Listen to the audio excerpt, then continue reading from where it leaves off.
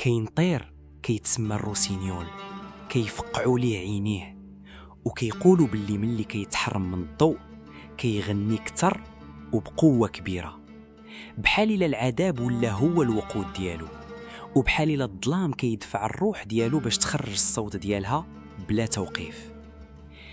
القصة اللي غادي نحكي لك دابا ماشي غير على طير، ولكن على راجل تعرض لشي حاجة أقسى بزاف من هادشي كامل. ما ضربش ليه البصر ديالو، ولكن ضرب ليه السمع، وهادشي وقع لواحد الموسيقي اللي كانت حياته كاملة مبنية على الصوت.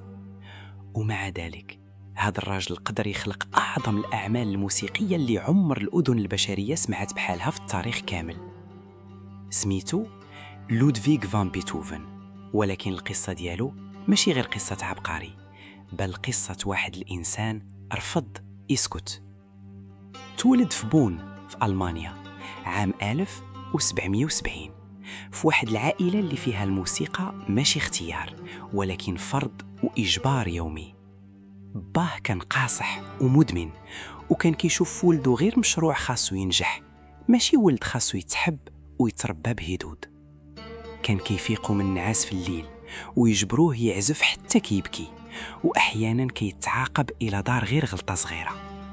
ومع هاد القساوة كاملة كان كاين واحد الحاجة داخله كتكبر، حاجة ما قدرش العنف يوصل ليها ولا يكسرها.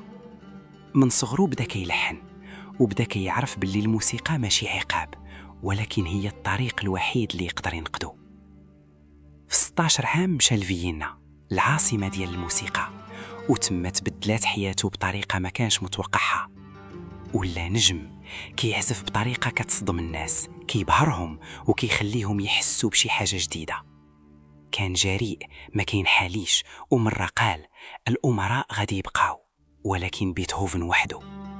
كان في القمة وكان باين غادي يكبر، ولكن في هذه اللحظة بدا الانهيار. بدا كيسمع طنين، واحد الصوت مزعج ما كيسكتش، وولات الأصوات كتضيع منه شوية بشوية. في الأول خبى، ما بغاش يبان ضعيف، حيت الموسيقي إلا فقد السمع كيفقد كل شيء. عام 1802 مشى لواحد القرية وتم كتب وصية معمرة بالألم. قال قربت نهي حياتي، ولكن الفن هو اللي خلاني نبقى. في هذه اللحظة اختار يعيش، ماشي باش يبقى ولكن باش يخلق. من تما بدات المعجزة، حيت السمع ديالو طاح ولكن الموسيقى بقات داخله. في الصمت خلق أعظم أعماله، موسيقى كتحس بها ماشي كتسمعها. عام 1824 قدم السيمفونية التاسعة. كان كيقود ولكن ما كيسمع والو. ملي سالة الناس وقفوا كاملين وهو ما عارفش. وحدة دوراتو وشاف الجمهور كيصفق وكيبكي. مارك أوريل قال اللي كيوقفك في الطريق هو اللي كيولي الطريق. بيتهوفن حول المشكل ديالو القوة. في آخر حياته عاش صعوبات ولكن ما وقفش، بقى كيلحن حتى الآخر نفس. مات ولكن الموسيقى ديالو بقات. راجل ما كيسمعش خلى العالم كيحس. دابا سول راسك، لو كان استسلم شكون كان غادي يسمع هذا الجمال؟ كل واحد فينا عنده آلام، ولكن السؤال شنو غادي تدير به؟ بيتهوفن جاوب وخلى الصوت ديالو يبقى. إلا عجبتك هذه القصة شاركها، وما تنساش هذا الفيديو حلقة من سلسلة في قناة كرونيك دو مونتريال. دير لايك وابوني وفعل الجرس باش يوصلوك الحلقات الجايين، حيت كل حلقة تقدر تبدل شي حاجة في